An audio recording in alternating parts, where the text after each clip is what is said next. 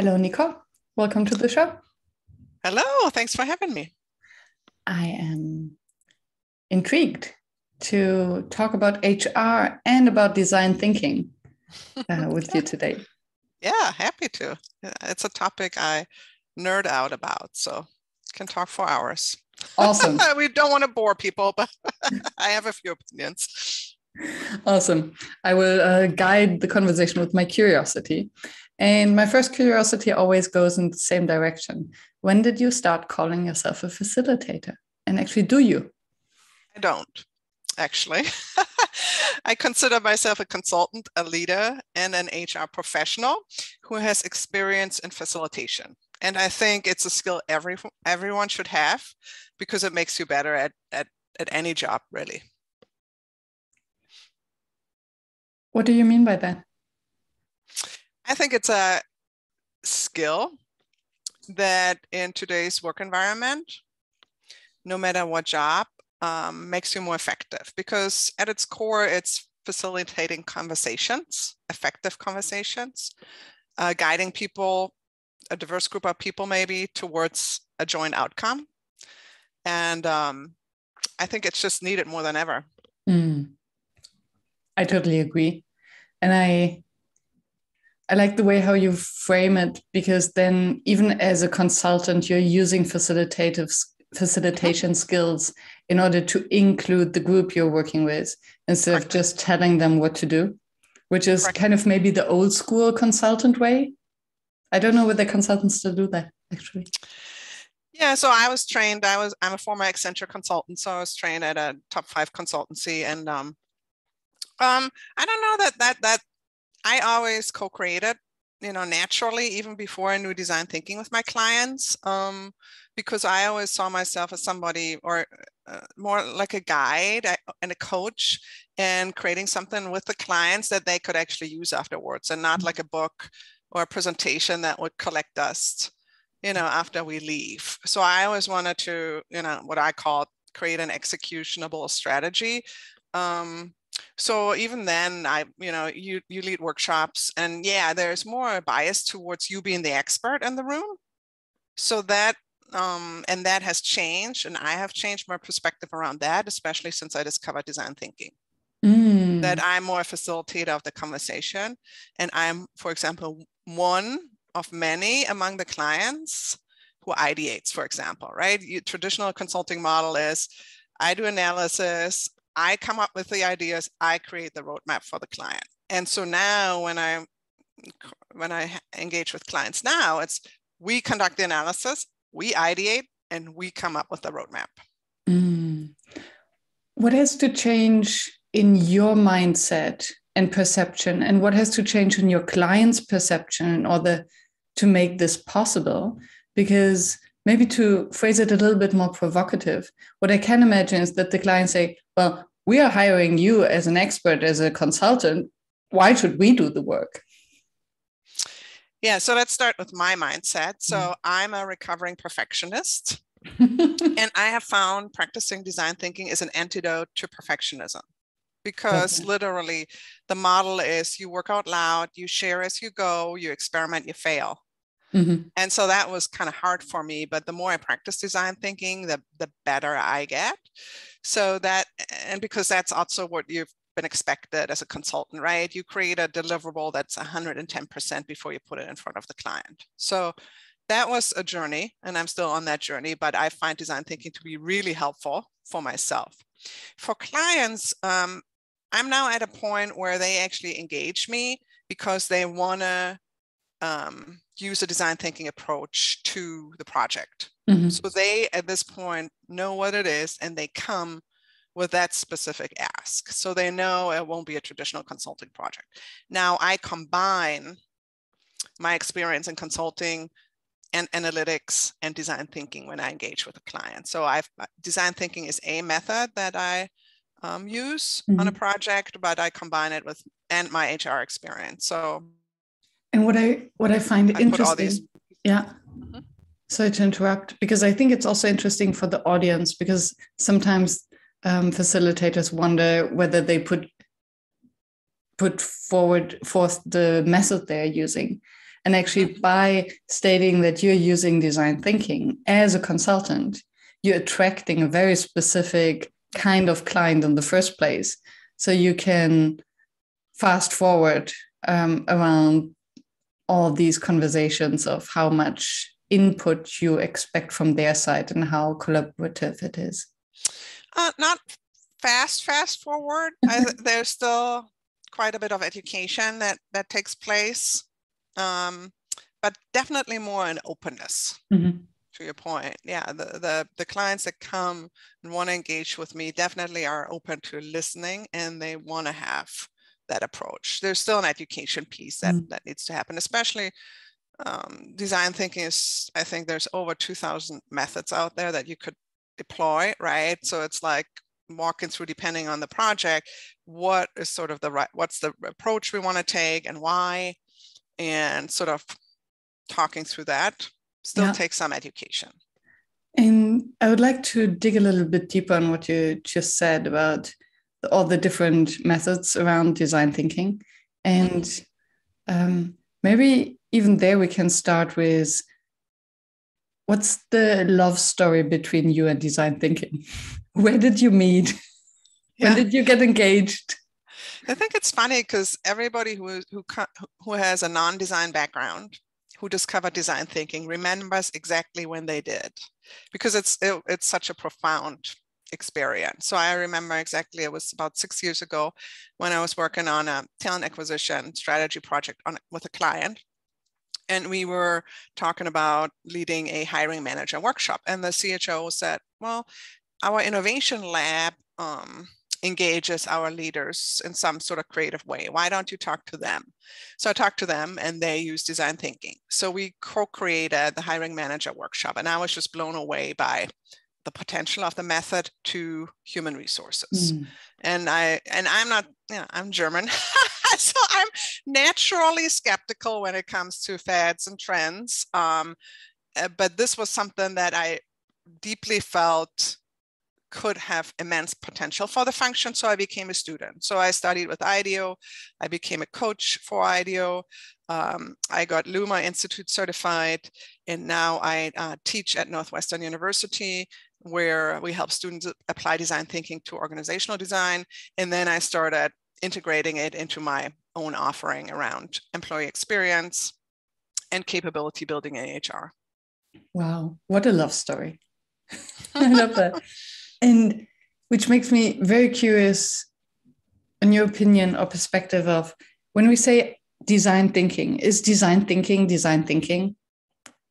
Or is it, when students apply it to organizational design, would it be a different design thinking, a different approach, a different method than you applying it to HR or someone applying it to redesign their life? Yeah, it can have these different flavors, and there's now branches of design thinking / human-centered design. We sometimes use them interchangeably. There is now a stream of work that focuses on service design versus product design, and then experience design. And that's more, so the service design and the experience design is more the application in the field of HR. And that would also be the application to designing your own life sort of method. So there's now variations. And I believe it was born from the realization that services and experiences are embedded in a much more complex ecosystem. And that is certainly true for HR than maybe just a product, which is a very defined, sort of thing. But when you think about designing for HR, you also have to apply systems thinking, for example, change management. So you have to integrate, almost other methods to make sure that you work with your stakeholders, that you identify all the right stakeholders, and then that you also understand how whatever you design in terms of solutions integrates into the whole. And going back to this, to your first meeting with the Innovation Lab, and you seeing this potential, what was it that you saw in design thinking and its usage of HR that made you click with it? And how has this perception changed now over the years that you became an expert of design thinking for HR? Well, I would still consider myself a student. I'm very, it's such a broad field to learn. So I'm by no means an expert. Maybe I know more than other HR people, but I'm still learning myself every day. But yeah, so it's the slogan that comes to mind, and I use that frequently, is let's bring the human back to human resources. And it's sort of, there's a little bit, the irony is not lost on me and many, right? That the word or the term human resources had human in it, but for a lot of reasons, we weren't as human centric as we could be.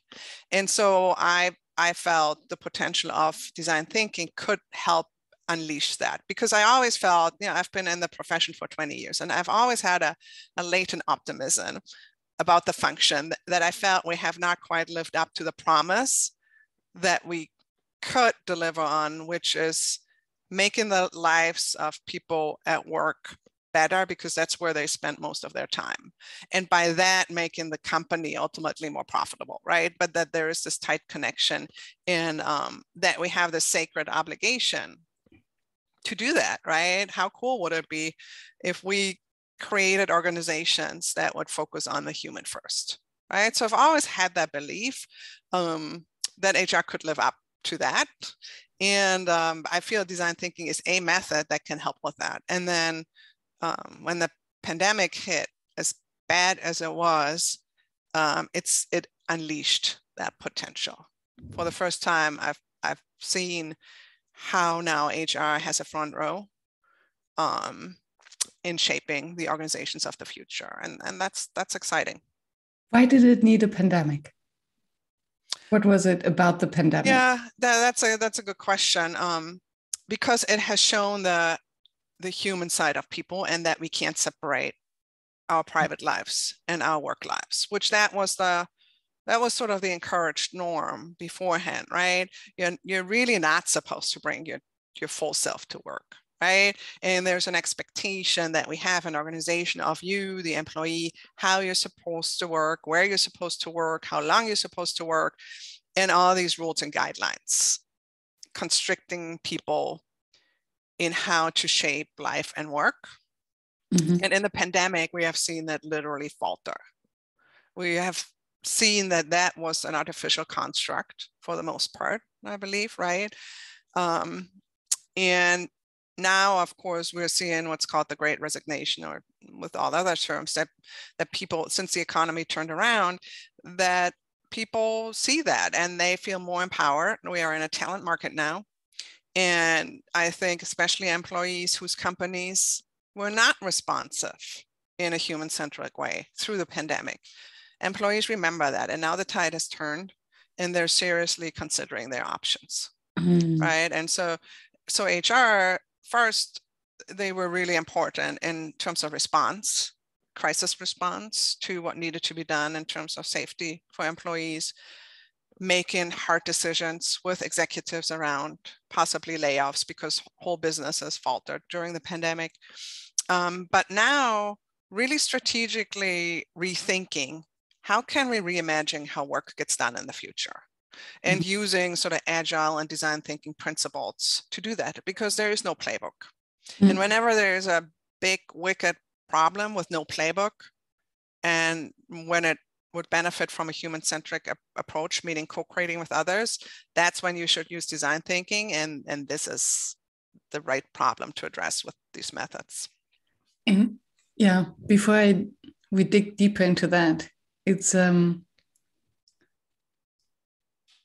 beautiful to hear you explaining what has happened. And my brain was just firing up so many associations. And one was very kind of a visual, where I could see from your explanation how the workforce was first put in boxes at the workplace, right? So this is how you are supposed to behave, how you should work, how long, as you explained it. And then suddenly with the pandemic, we were literally put in boxes, in these Zoom boxes. Oh, that's a good visual. Mm-hmm. That basically invited our full self Right? Our full self with all of our personal surrounding into the workplace. So we could bring our own little box. Work. Versus a company provided box. Yeah. So and now we're breaking out of those boxes. Yes. Yeah. I had a beautiful conversation with Jimbo Clark, who is taking his participants out of their boxes. And he literally puts kind of paper boxes on their heads that they can then, it's fantastic. Anyway. And the other thing that I heard was that finally HR got a seat at the leadership table, which was something that HR has requested for decades and that never or very rarely happened, with mostly the excuse, HR doesn't understand the business anyway. You talk about your touchy-feely thingies or payroll, you do your thing. Let us, the grown-up, the boys, talk about the business and the strategy. And now suddenly they realized, oh, wait a moment, we do have these experts in our organization who might add to that. So these were my reflections. I find it very kind of insightful. So thank you for that. Yeah, you're welcome. And although I do expect the entire audience or most of the audience to know what design thinking is and what you mean when you say design thinking in service design, maybe you can, using the example of HR, walk us through how do you use design thinking in a very specific context of HR? And what do you mean by including agile and systems thinking and all these there? So as a consultant, I have to say it depends, because there's no one approach that I take. It really depends on the challenge. But let's start with what design thinking is, or how I define design thinking. So to me, design thinking means it's a set of methods and associated mindsets that I use for complex problem solving and surfacing innovation. And to me, one of the most important things is that it's a combination of methods and mindsets. It's not just a method or a mindset. They need to go together. And if in doubt, I would always say go with the mindset first. So having said that, there's a lot around mindset building, right? And so when I work on a project that is focused on building design thinking capability in HR teams, I tend to focus on the mindset more than the methods. I mean, I use a process where I launch them through, a 3-step process where they get to work on a real project, doing discovery work, then ideation, and then prototyping, right? Those are the 3 main steps in the design thinking process. But it almost doesn't matter what method I use to launch them through that.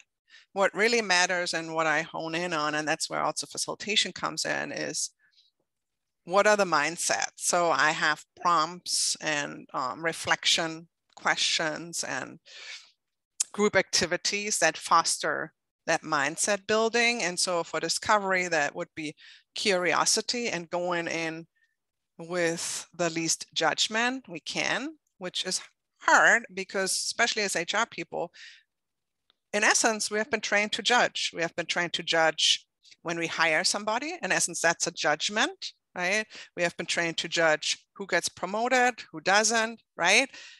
All our decision points in HR are, in essence, judgments. I have never thought of that in this way. Thank you.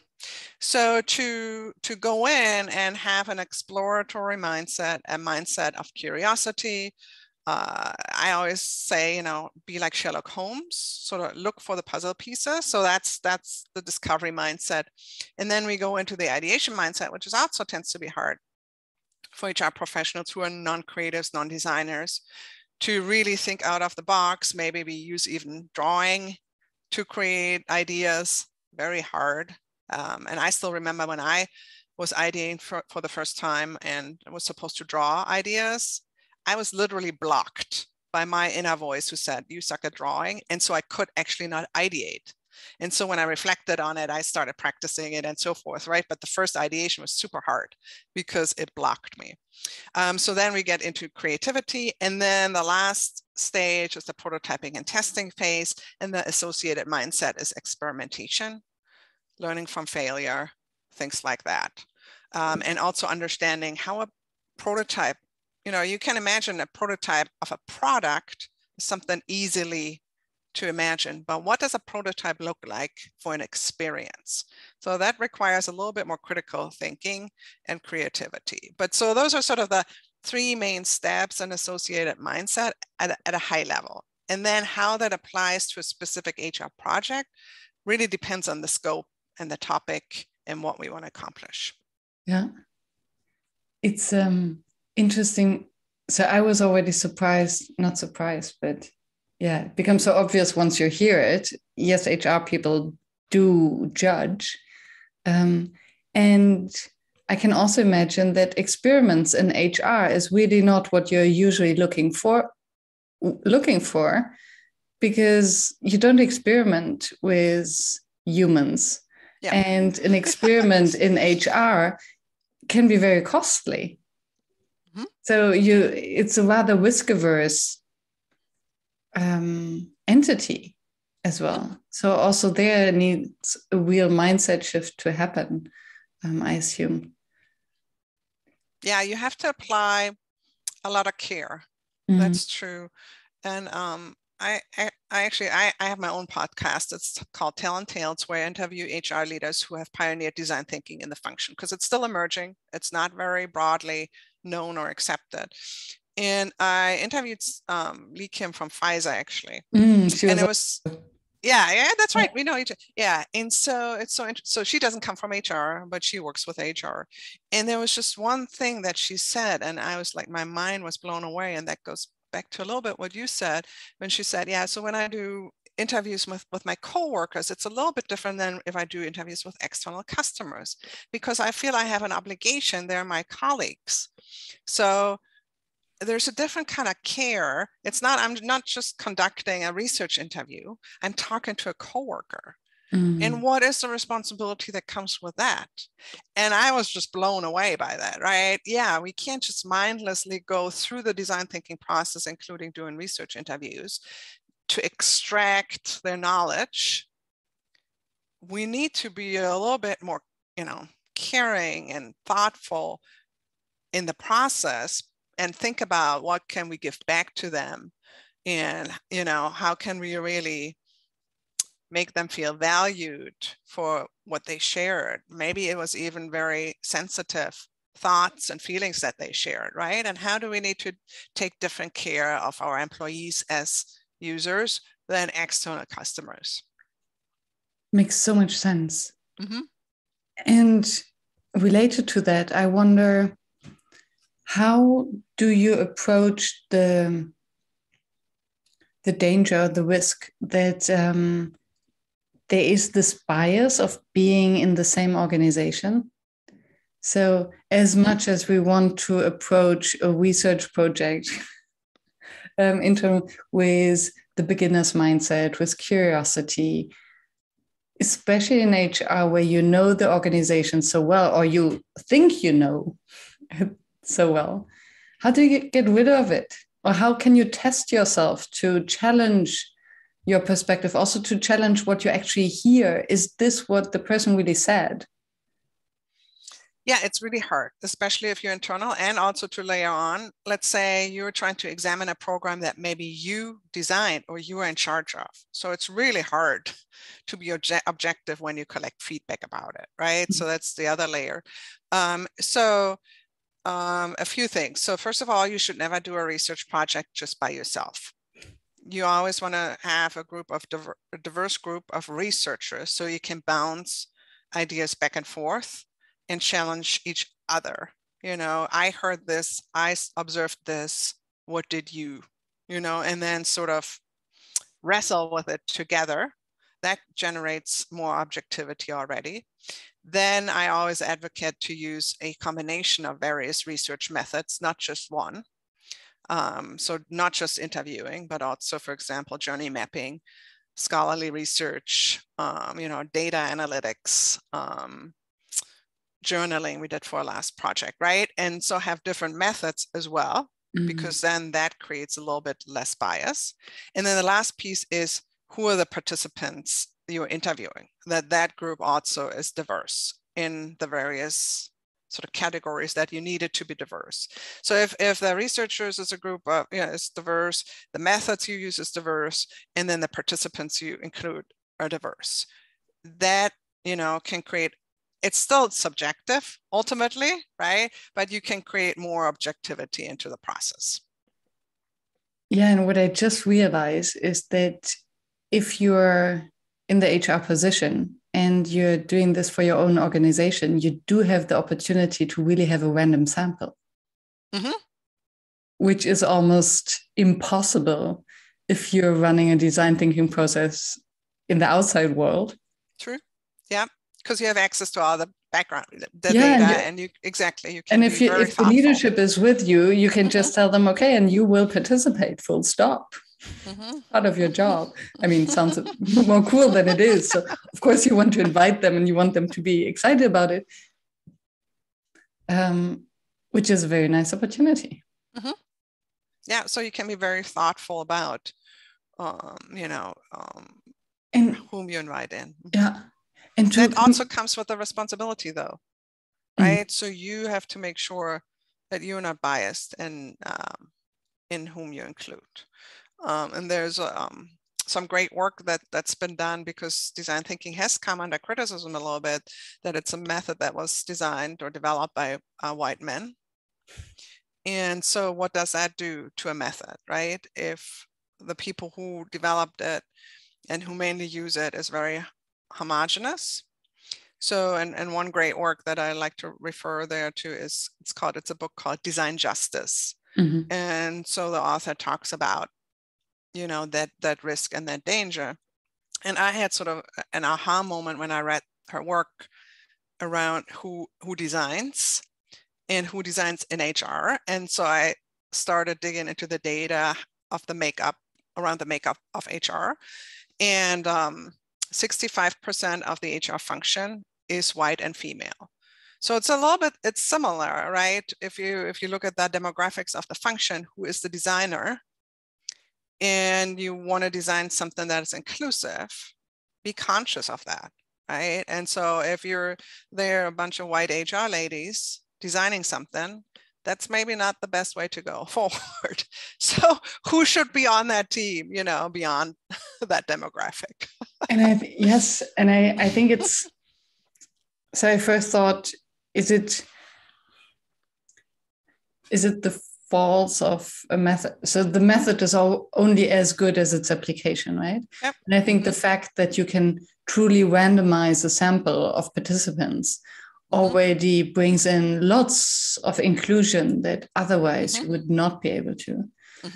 Where I do see the danger, as you mentioned, is especially in HR, because there is tons of research showing that we do feel attracted to those who are similar to us. It's just human, right? It's how our instincts function. We trust those who look similar to us. Apparently, there's even research that an external person can recognize couples who is married in a huge puzzle. People can recognize who are the husband and wife, because apparently they resemble each other. It's kind of creepy, but yeah. Yes, it's kind of creepy. On the other hand, it makes sense, because that's how our brain functions. People who look like us, we trust them because they look like mama, right? It's more creepy. It's even more creepy, yes. When we there was another research where we if we looked at photoshopped pictures of ourselves, that just become the male or female or the other version of ourselves, that we would consider them as most attractive. Anyway, all of this to say that there is some bias that we cannot just argue away. It's instinctive. So the sample, as you mentioned, becomes even more important, and the awareness. Yeah. So how can we build in build it into the process as much as possible so we can counter human bias. Yeah. Again, it's not a perfect science, but the more conscious you are about it, the more open you're to naming it, quite frankly, which is also not very comfortable to some people, but to really name it and then address it, I think that goes a long way. Absolutely. And then maybe also to start changing within. So to be aware as an HR team looking around, okay, we are all middle-aged white women. What can we do about it? Yep, exactly. To actually bring some diversity into our team. Exactly. And to come back to what you learned from your interview with Lee, and maybe also with the others, what is it then that you would advise or recommend HR professionals or any internal design thinkers? I can imagine that internal service design thinkers, they are facing the same challenge that they're interviewing peers. So you mentioned this difference in how to approach them. Can you give an example or an advice? Yeah, maybe sort of in general, I ask that question of everybody I interview, how to get started. That tends to be the hardest, to understand how to get started. And so if I sort of synthesize the tips from all these interviews, there are a few things that bubble up to the top. So one is, don't necessarily call it design thinking. And I'm a fan of repackaging things anyways. I'm very pragmatic that way. Whatever works for your audience, if design thinking sets them off, don't use the term. Just use co-creation. That's much more innocuous, and very few people have objections to that, right? But so don't come in. Also, it can have the flavor of the month. Oh, HR comes in with yet another program and things like that. So, don't necessarily name it that. Say, hey, you have this challenge. Why don't we approach it this way? And then the other tip, and that goes from there, is then when people have been engaged in design thinking, usually they love it so much, right? And then it spreads through the organization. They talk to others, and then they come back and say, hey, the thing that you did there the other day, can you do this again? Right? So that's how it spreads. The other way to get started is, are other parts of the business already using the method? Right? Are they already familiar with design thinking or service design? So you don't have to educate anymore about really what it is. You just have to help make the bridge to, oh, you use design thinking there. Have you thought about using it to tackle this talent problem that you have? And more often than not, then they're going to be like, oh, no, but I know the method works, so let's try it, right? So sort of find partners in the business like that and get started with them. And then again, word of mouth spreads. So those are a few tips to get started just in general with design thinking in HR. Mm. And then in the interviews of colleagues? Yeah, that's really not, that actually is so, it's a huge aha moment for HR. So whenever I've done projects, first of all, the feedback I get is from HR people, this is the first time I've ever spoken to my employees. That's always a bit shocking. So, because we have outsourced a lot of that contact with employees to like service centers. So whenever employees have issues, they tend to go to a service center, a case management system, or self-service now. And that is part of the history of HR, of making HR more efficient and effective, which again has moved us away from being human focused. But because HR was seen as a cost center and has been underinvested in for so many years, so that was the direction that the function went, more efficiency. So literally many HR people have not talked to employees. HR business partners might talk to leaders. That's their customer in essence, but not to employees. So that's a first huge eye opener. And then they conduct these interviews and they're just blown away, because we call them empathy interviews as well as research interviews, because it helps them really put themselves in the shoes of the employees and how the employee is experiencing their process or service. And so depending on the feedback, that can be then an initial reaction, a little bit of defensiveness maybe, but usually listening and hearing it from the employee's perspective, and the employee is not really venting, they're just walking them through how they're experiencing it and their pain points, also creates empathy and helps the HR professional see that their service or process from the employee's perspective. And they end up becoming advocates for the employees. So, and then they oftentimes say, well, we should do these interviews more often and really integrate them into how we operate as a function and normalize these conversations. And why doesn't it happen? Or does it happen? I heard. Yeah, so the clients that I work with, they definitely want to do that more and consider that more. Now, the reality is that HR is still often a very operational function and a function that responds to a lot of crisis inquiries. So there's a lot of workload, quite frankly, especially right now, and we experience record high burnout among HR after the last 2 years. Yeah. So we have a burnout crisis in the function, right? And everybody's overworked. So this would be another level of work where they might just not have the mental and physical capacity to do it. Mm-hmm. And honestly, maybe I'm naive. Mm-hmm. And I honestly wonder whether this is true.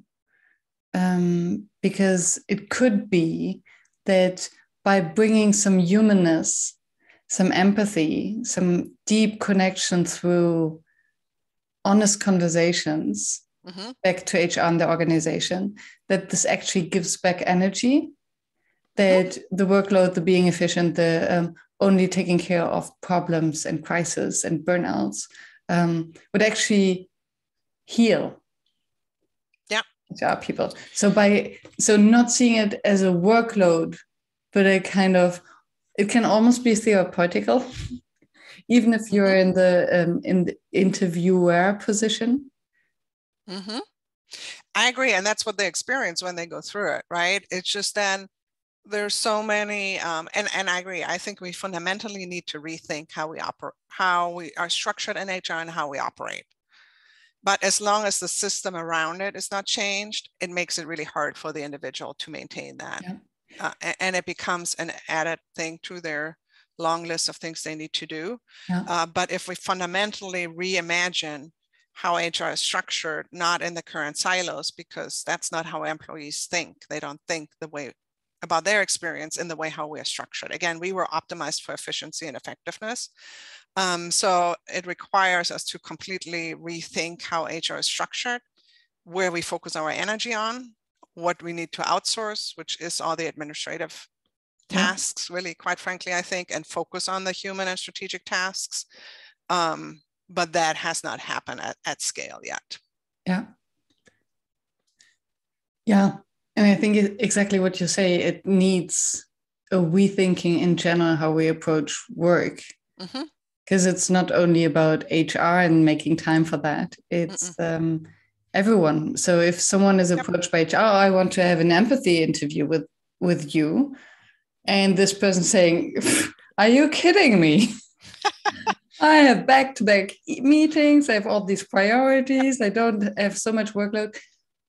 And I think it's like taking these breaks for mindfulness or walk or gratitude or journaling or you name it. But after doing this, you're more efficient afterwards. By slowing down, we do speed up. And that's something that until we experience it, we don't believe it because it is so counterintuitive, even on an individual level. Yeah. Yeah, it's behavior and habit change, right? Yeah. That's one thing, but it's also structural change. Yeah. And that we actually do believe that HR should be a human-focused function and everything that goes with it, because then investments have to follow, right? So if we've said in the past, we need to create greater efficiencies in HR, the money was really quick to follow that, meaning the money was taken away. from HR, right? So now we're saying, no, we really need to focus and invest on, having the right talent on the HR team, making sure they have the time and the bandwidth to have these conversations, making sure they're structured the right way, making sure they have supporting technology that can guide those conversations. We also have to invest. Yeah. I don't know why, but the Association of Nurses came to my mind. Nurses in society now, especially now during a pandemic, same thing, right? They're burning out. They're so valuable, but they're not appreciated in financial terms. Correct. Yep. And just an applause in the street at the beginning of the pandemic is maybe not enough. Yeah. And I think for HR for organizations has pretty much taken the role of nurses in society. Nurses, therapists, coaches, guides, safety personnel, workplace redesigners. I mean, all of the above. Yeah. What is your experience with the implementation of the results of a design thinking process? Because yes, the organization might, and no, I don't mean the organization. Yes, the individual parts of an organization that were included in this process might become fans, will surely become fans, can see it happening. So let's say HR has redesigned the talent acquisition process. And then what is your experience with really bringing this to life? Because that's then the make it or break it moment of really presenting it to the leadership, those who will put the budget there and support it. Yeah, so it's kind of bringing in this element of storytelling, right? Which sort of underlines all the other steps in the process and kind of weaves throughout. So visual storytelling, storytelling with data, storytelling with quotes, right? And internally, it's really hard to do videos of employees for, various reasons. So you might not have videos, which is the best, right? If you can have sort of video snippets of what employees really said. But, quotes work as well. Quotes, if you can have images, that works. But in really telling a story, grounded in the human experience, in walking sort of through that story, what are in talent acquisition, what are the candidates experiencing as they're journeying through the process? Where are their pain points, right? Where are the highs, where are the lows? And really making that very vivid through storytelling and data.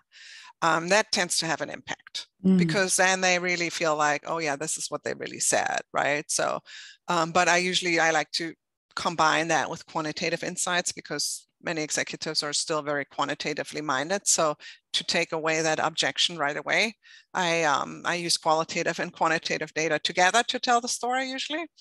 And then, kind of walk them through the entire process, because that's the other thing sometimes that we do. We do something and then we present them with just the results and ask for money or approval. So in design thinking, I like it actually much better if we bring them along at key steps so they actually can follow the thought process. And that's why I sometimes call design thinking change management 2.0. Because if you bring your key stakeholders along the way, you don't need to push something down their throat at the back end and it not sticking and people rebelling against it, people not doing it. So if you bring people along the way, they're much more likely to buy in the end what you propose. This makes a lot of sense. Include the affected. And affected in this point, well, their organization is affected, right? So, What do you think is the easiest? Because, I mean, in HR, you have this plethora of processes that you could redesign. Where do you think would be the easiest entry point? Okay, if you want to just test design thinking with your HR department, maybe you start here. And then what is the most difficult one you can imagine? And what would be your tip to approach it? Yeah, it's interesting. Somebody asked me a similar question the other day, and it's actually, I don't think it's so much a functional, which function would be the easiest or which function is the most open to embracing it. What I usually recommend is if you have a current project that you're working on, just pick maybe one aspect of design thinking that you could infuse, right? Could the project benefit from some empathy interviews? Could the project benefit from ideation? And just use this one thing and integrate it into your current project and build from there, right? So what are some of the discrete methods and mindsets that you could apply to current projects? And that's what I've seen with HR teams that I've, initially we had this capability building program, and then I do some coaching afterwards. And so that's what they do. They're trying to apply what they learned about the method to current projects or current problems they're solving, right? So that could be sales recruiting if it's talent acquisition. So they're trying to apply it there, right? So each function has different needs and is led by different people, right? So each function is almost their own entity, and they almost have to translate themselves from what they learned, how it applies to their function, and critically think through where could it apply. So, if I coach them, they then might come back to me and say, we're thinking of applying it there. Do you think that would be a good design problem, right? And then we walk through that sort of thinking. So it's really, I wouldn't say there's one area in HR that's sort of the starting point. It's really, you can start anywhere and I actually just wrote a blog post about it because I get the question a lot. What decisions or problems should we use design thinking for to solve? And sort of I took a stab at creating a draft decision model. So people can check that out. I can send you the link. Yes. Sort of what are sort of the decisions to think through to analyze whether this project or this program or this process would be a great one to tackle with the design thinking method in HR. Very interesting. I'll put the link in the show notes. And is there one where you would warn? So for instance, salary classes. Would this be a hell yeah design thinking, or warning for advanced design thinkers only? Or is it hell no? Yeah, and that actually, I used I believe pay equity as an example when I walk through that decision tree. And that's one where it would go no. One branch of it is it compliance related, for example, right? And so pay ranges, or if you've discovered there's pay inequities in the company, I said in my article, literally just fix it. You don't need to design think, you go with market rates and, I'm not a comp expert, but yeah, if there's inequities in leveling or whatever, you just fix it. You don't design think that. Yeah. So whenever there's compliance implications, legal implications, or it's a straightforward problem, right, where there's an obvious answer to it, which in this case it is, you don't use design thinking for it. Okay. Yeah. Love the pragmatism. Yeah. Yeah, I literally wrote, I believe, like, just do it. Some German pragmatism there for you. Yes. Which actually points at a different problem maybe, or a different pain point, which is daring to fix something or looking for an excuse to fix something or to address it. I think back in the days, it was the moment when the leadership would call McKinsey because they have to fire people. And then it's easier to say, oh, we had to because they told us to. And some might feel that they want to use or design think it, as you say, just to get more people on board because they don't dare to just fix it or change it. Yeah, that's another thing and I consider myself an HR nerd, and I've been in the function, so I have a lot of empathy for the function, but I also don't mind putting my finger on things. And that is one thing that I've said a lot is that we suffer as a function from a confidence and courage problem. Mm-hmm. And that, again, has historically built, because historically we were supposed to be order takers, right? So cut this, do this, make this happen, right? And so many people were trained to be order takers and enforcers of policy and processes and compliance, in essence. Mm.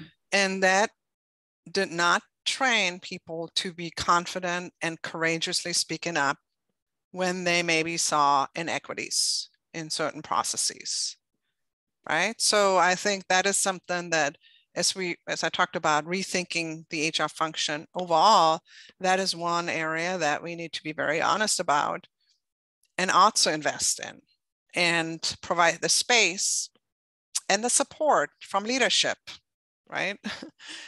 To build up those skills and build up that confidence and courage. Because I believe, maybe not everybody agrees, that's a whole different discussion, right? Maybe people don't want HR to be that, right? Because they certainly know a lot about what's going on, right? So there's the thing about, maybe let's keep it as it is. But if the desire is for HR to be more like that, then, you know, what is it? How can we invest in that, and how can we make that happen? But to be very honest about that, because if you want that, you might unleash something that's not always maybe comfortable. Emancipation. Revolution of the HR. Of the ladies. HR. And which made me wonder whether there is whether this is an inherited kind of confidence issue, or whether it would be different than if you hire an HR person in a startup. Because I can imagine that if someone is graduate from uni in HR, joins a startup, they don't have this baggage of, okay, I came to follow orders, because that's not what they teach you at uni, I suppose. But maybe if these same individuals then join a more traditional corporate environment where constantly the head of HR says, oh, no, don't be too creative. You should not do this. You should not do that. And don't think along. And surely not ahead. Then this, decreases the confidence in the long run. Yeah, because not one individual can fix a system, right? That's the thing. If you hire people, one person into an existing system, usually what ends up happening is that person breaks at one point, right? I mean, even if they're very smart and astute. But yeah, I mean, that certainly that entrepreneurial mindset, along with a consultative mindset, is something that we need more of in HR. Consultative, entrepreneurial, analytic, those kind of skills, the function could definitely benefit from. Which comes back full circle to what you said in the beginning, bringing the human part back to HR. And then later you said basically outsource or automate all the non-human parts. Because HR people are humans too. Really? Sorry. Maybe they will be robots in the future, right? I mean, who knows? But as long as we are humans and we mainly interact with humans in the workforce, we really need to have a more human-centric approach in how we deal with everybody. When the robots are there, we can nix all of that and retire at the beach. But till that day, to keep denying our humanity at work will be at our detriment. And I think we learned that lesson the last couple of years. Yes. And I think it's, I think the moment where HR is more empathetic than their human equivalent, it's a time to wake up, right? I wouldn't be surprised if in some organizations this is already the case. Let's bring some empathy and humanness in through AI. Hi, little robot intern.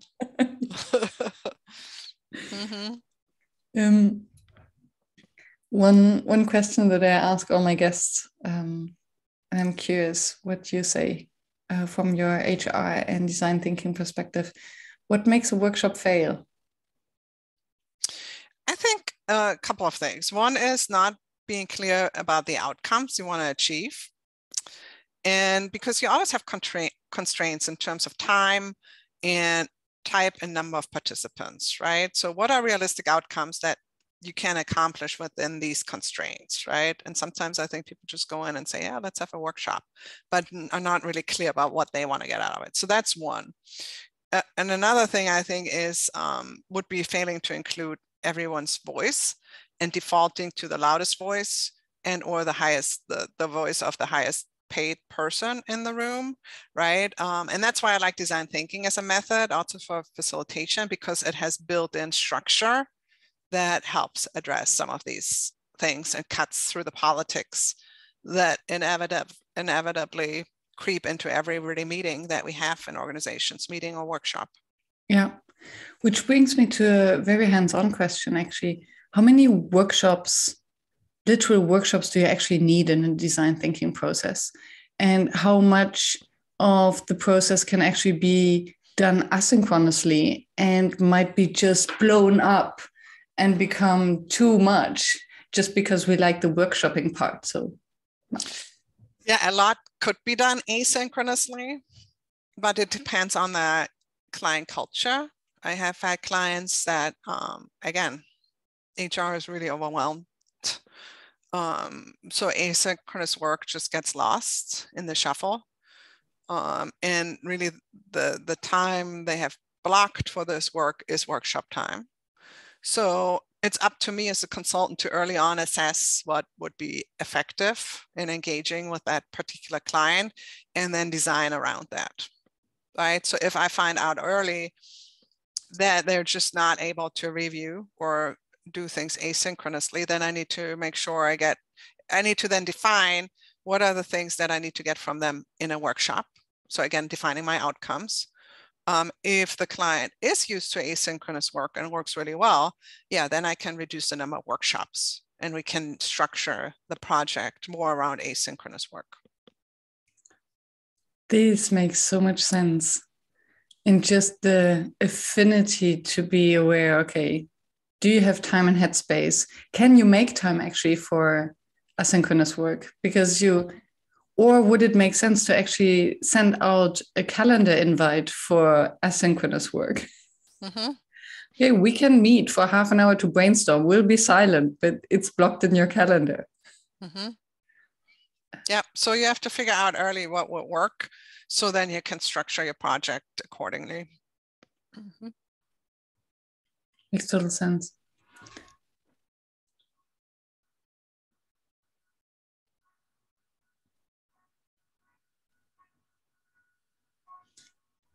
What do you think would it take for design thinking to become a normal tool for HR? That's a good question. I think pretty much it boils down to what I said before around the fundamental rethinking of how we operate and how we're structured. Because it is a strategic method and it's a method that requires critical thinking. And if you don't have the bandwidth or mental capacity, or if you're burned out, it's really hard to say, just do it and make time for it. Right? So I think it goes back to, we need to create the space and the environment so it can flourish. In the current environment, it's just not conducive to it often. Which sounds like how can we facilitate creating the environment to make it easy to be implemented? Which leads me to the next question: how much facilitate? And you answered it partly in your introduction when you introduced yourself, why you wouldn't call yourself a facilitator. Maybe also to circle back, how much facilitation the skill of facilitation will then, in your perspective, become a requirement for HR, just a standard skill for HR professionals? I believe so, absolutely. I mean, I think any body and any role can benefit from it, but especially HR. Yeah, to be able to facilitate conversations that include different opinions towards, redesigning programs. Absolutely. And to one of your points earlier, I think, was around, if we made more time for these things, in the end, it could actually save time for HR. I believe that too. And I've actually gotten that feedback from, some of my clients, maybe who were the only HR person in the organization. And so by using design thinking, they were actually able to extend, in essence, their team by making employees co-creators, just out of necessity, because as one person, you can't tackle everything in HR, right? So they actually used it as a way to bring employees in and sort of divide and conquer, if you will, around key projects. Of course, you can't do that with everything, but in essence, through that, extend your capacity. Which is amazing. It's basically also out, and don't get me wrong, because it might sound weird, and I will explain it, to outsource part of the work to colleagues by including them into the process. Yeah, the outsourcing doesn't ring right for me, because if you do that, you should pay them. And that's why for that work. So, for instance, and I know that it sounds provocative, when, for instance, I interview all workshop participants beforehand, then what I basically do is I outsource part of the agenda design to the participants, which doesn't mean that they're doing actively the job, but they're doing the thinking work. Yep. And which enriches the agenda.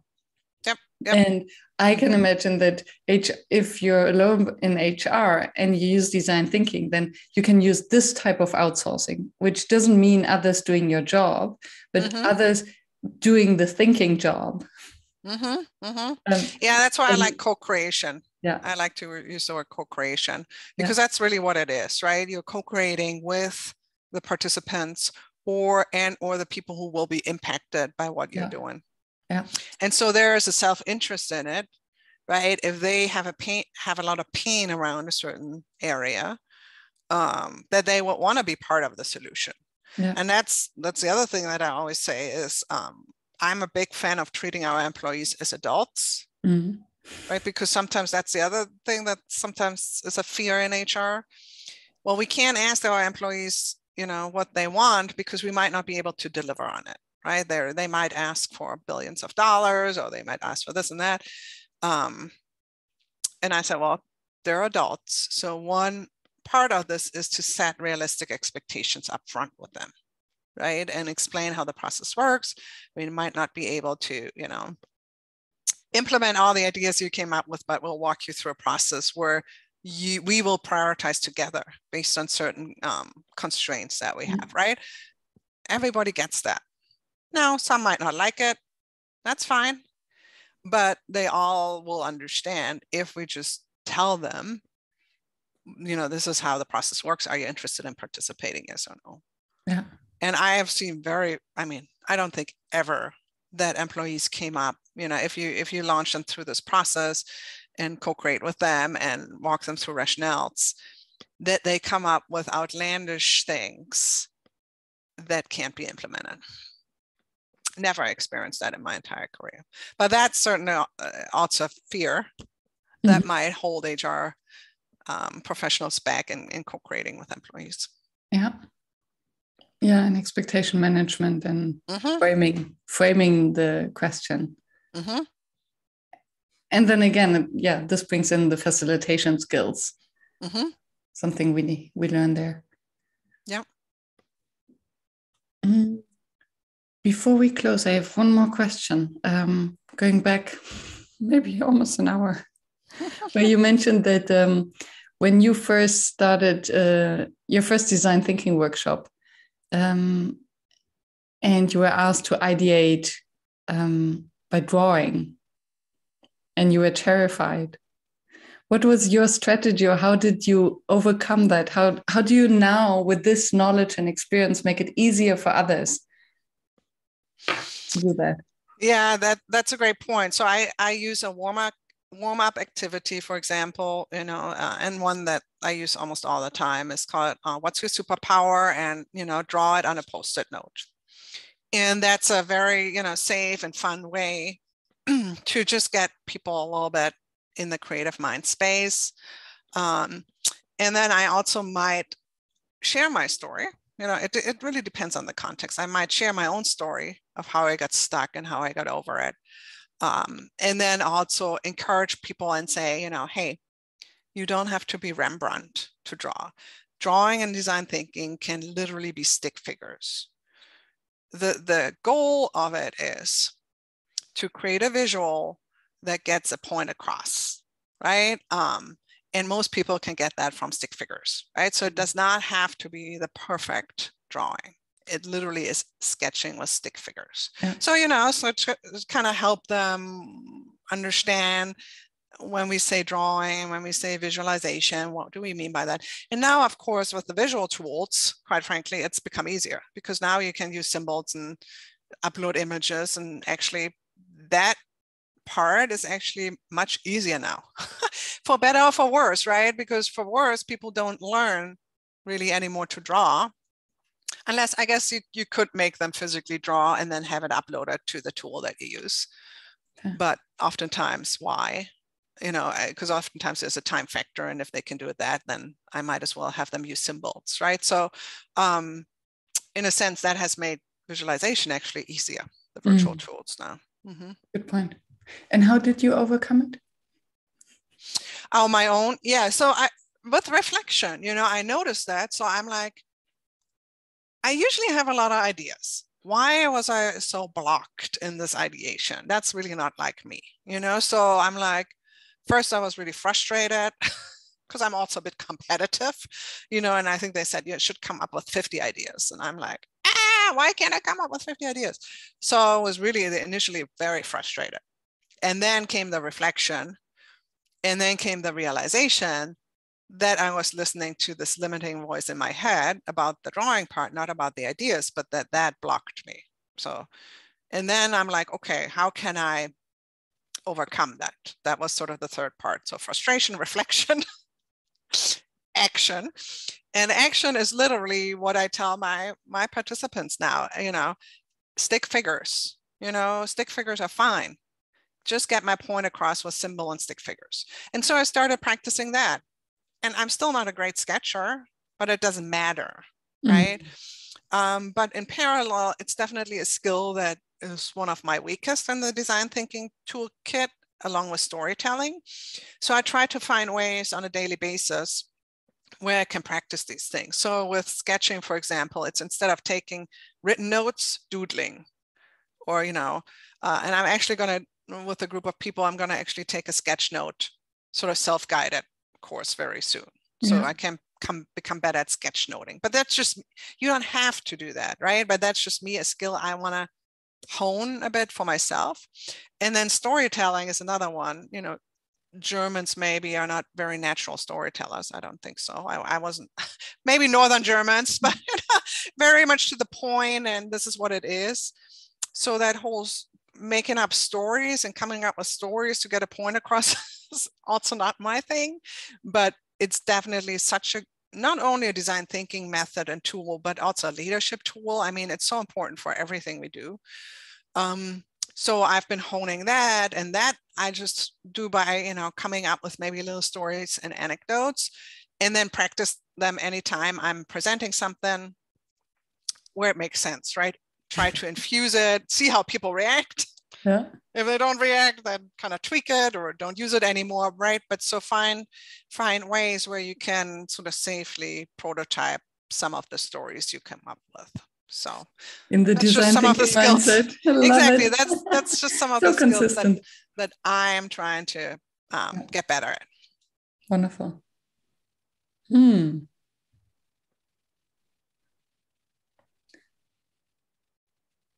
As we are I think a little bit over an hour. Is there anything that comes to your mind that you would like to share in this context that we haven't touched upon yet? I think you were very thorough. I feel like I shared a lot about HR and design thinking, but if people want to know more, they can reach me on LinkedIn. Yes, and listen to your podcast. Yep, listen to Talent Tales podcast. We also have a community. It's called HR Hackathon Alliance, where if you're curious about design thinking, if you're in HR but you don't know where to start, or you're looking for a community where to safely practice, you can check out hrhackathonalliance.com. Awesome. And we'll put all the links into the show notes.